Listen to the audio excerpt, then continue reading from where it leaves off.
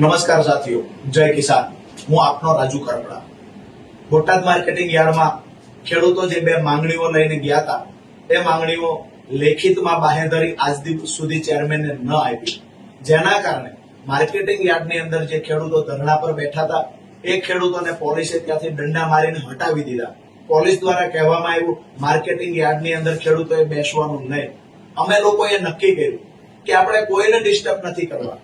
આપણે માર્કેટિંગ યાર્ડથી બોટાદથી 5 કિલોમીટરની દૂરી પર આવેલ હળદળ ગામની અંદર ખેડૂત મહાપંચાયત કરીએ, શાંતિથી આપણી વાત મૂકીએ, પ્રશાસનને અપીલ કરીએ. પરંતુ આજે સવારથી અનેક ખેડૂતોને પોલીસ દ્વારા લાઠીઓ મારવામાં આવી, ખેડૂતોને હળદળ આવતા રોકવામાં આવ્યા, ખેડૂતોને ઉશ્કેરવાના પણ પ્રયત્નો થયા. દુઃખની વાત એ છે કે શાંતિથી હળદળ ગામની અંદર જયારે ખેડૂતો બેઠા હતા ત્યારે અચાનક જ મોઢે રૂમાલ બાંધી સિવિલ ડ્રેસમાં અમુક લોકો આવે છે, ટોળાની અંદર આવે છે. એ જ સમયે પાછળ પોલીસની વાન આવે છે. જે લોકો મોઢે રૂમાલ બાંધીને આવ્યા હતા એ જ લોકો પથ્થર લઈ, અમુક લોકો ખિસ્સામાંથી પથ્થર કાઢે છે અને પોલીસની વાન પર હુમલો કરે છે.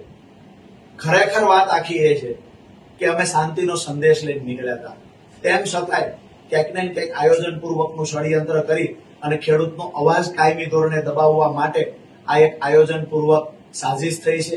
હું તમામ ખેડૂતોને વિનંતી કરું છું, હળદળ ગામના ગ્રામજનોને વિનંતી કરું છું કે ગાંધીના ગુજરાતમાં હિંસાનો રસ્તો ક્યારેય આવકાર્ય ન હોય.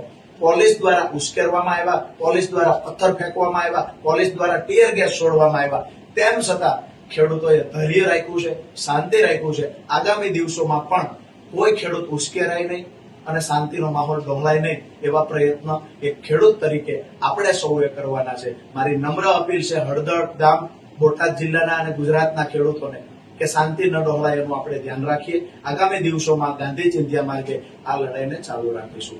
જય કિસાન. આભાર.